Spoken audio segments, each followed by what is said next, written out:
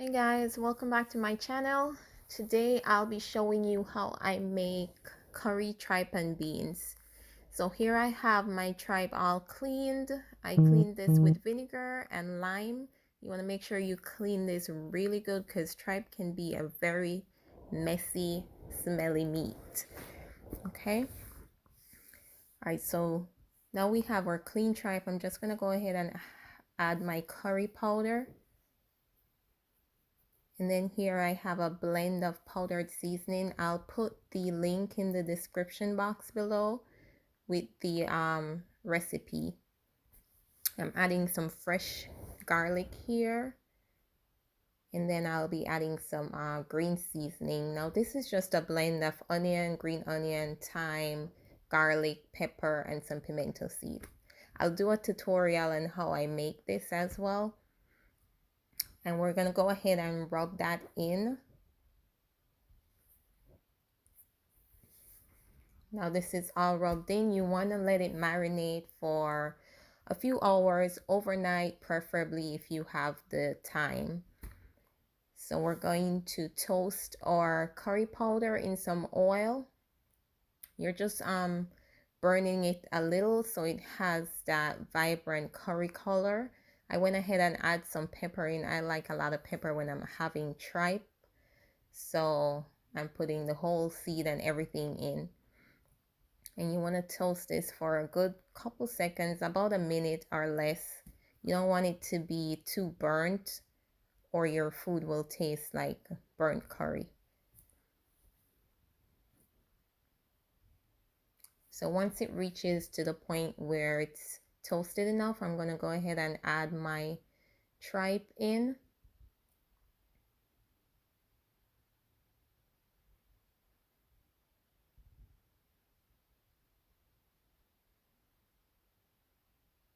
I'm doing this on the stove top because I'm not really pressed for time, but you can do it in a pressure cooker or an Instapot or something. And then we're just going to saute this until all the tripe is all coated in that toasted curry.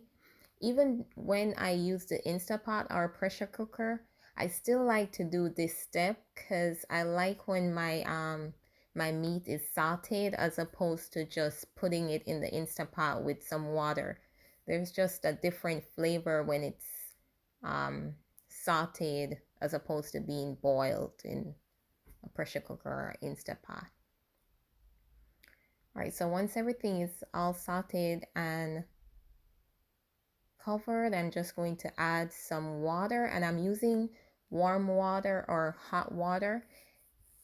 When I cook meat that is hard to cook, tough meat, I like to use hot water because it helps to tenderize the meat. When you use cold water, then it shocks the meat back into a tougher state. So I like to use hot water when I'm doing that. All right, so that's going to be simmering for about an hour or hour and a half. You're going to check it periodically to see if and when it needs more water. And I have hot water going on the side while this is cooking.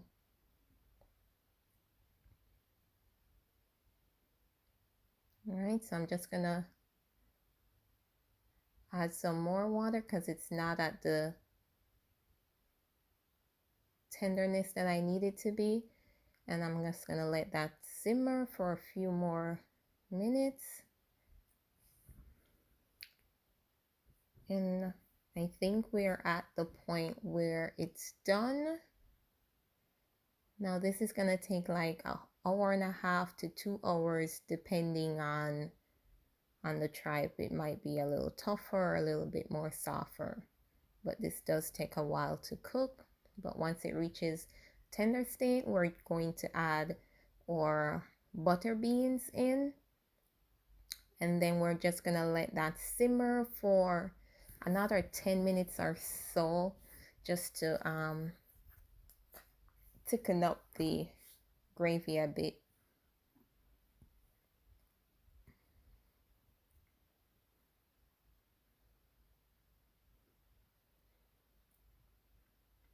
Now, once your gravy has reached the consistency that you like, then your tripe and beans is finished. You can taste it at this point. You might see if you need more salt or anything, and then you can add it in. But then it's all ready to be served. This goes well with white rice or rice and peas. Hope you guys enjoyed. Please like this video, thumbs up, and subscribe.